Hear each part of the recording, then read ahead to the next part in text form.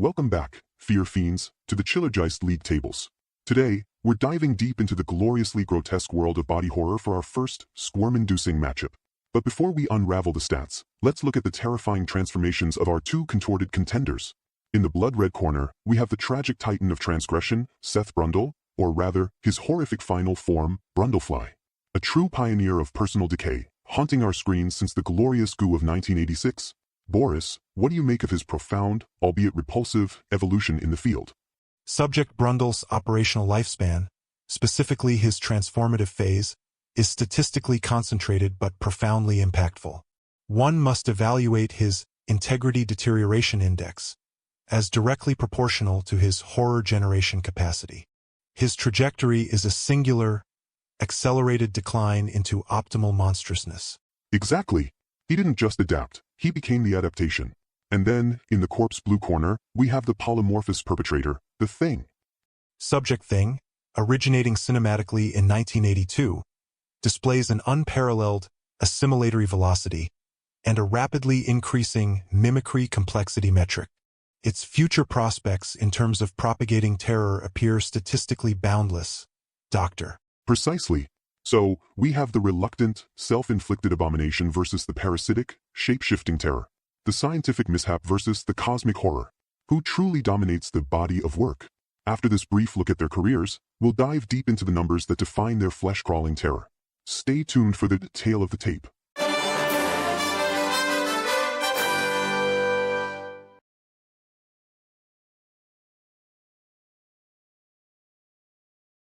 Welcome back to the Chillergeist League, where the viscera hits the fan.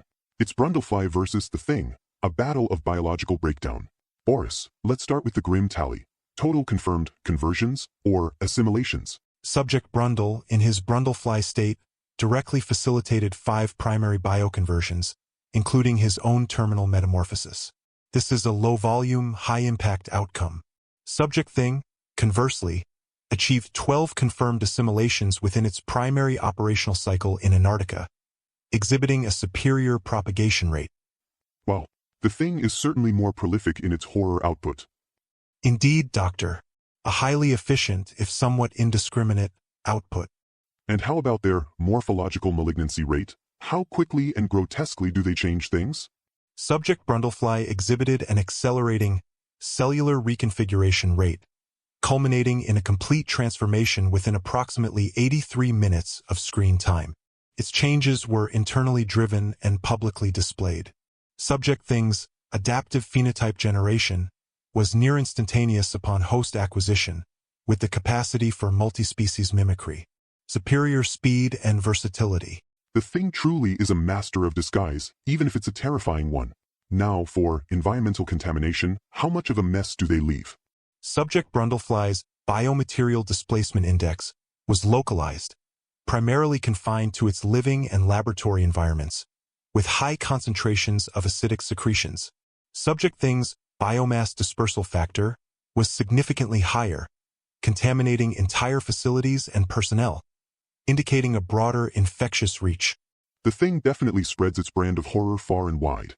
Let's talk about their psychological impact factor. How much dread do they inspire just by existing? Subject Brundlefly generates a tragic empathy coefficient of 0.7 alongside a visceral revulsion metric of 9.1. The horror is personal and pitiable.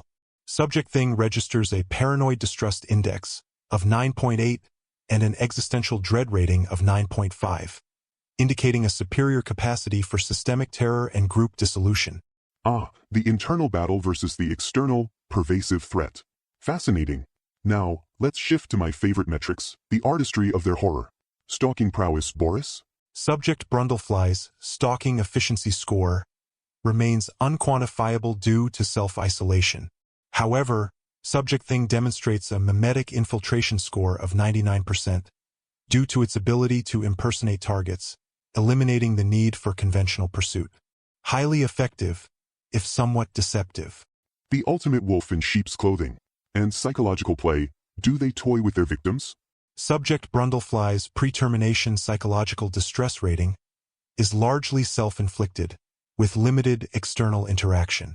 Subject Thing consistently achieves an average interpersonal trust erosion rating of 8.9, primarily through deception and the inducement of paranoia among its potential victims.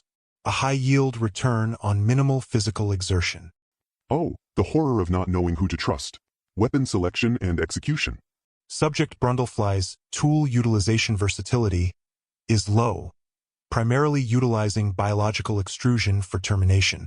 Subject Thing's adaptive biological weaponry is exceptionally high, utilizing host physiology for targeted and varied methods of termination, often with maximum visceral impact. Its cleanliness of termination score remains below average due to excessive biofluid disbursement. The Thing uses the very bodies of its victims as weapons.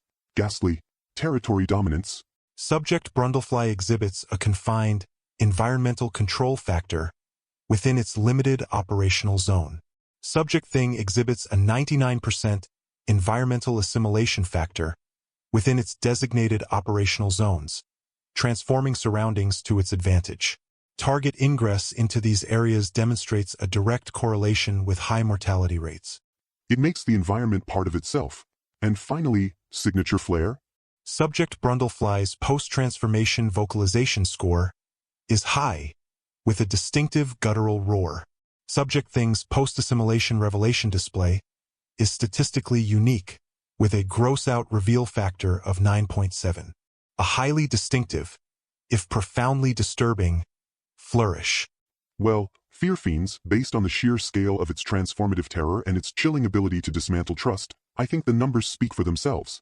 While Brundlefly is a tragic masterpiece of individual decay, the Thing is a relentless, pervasive force of grotesque assimilation. The winner of this body horror brawl, by unanimous consensus and sheer, terrifying versatility, is the Thing. Join us next time for another terrifying matchup in the Chillergeist League Tables.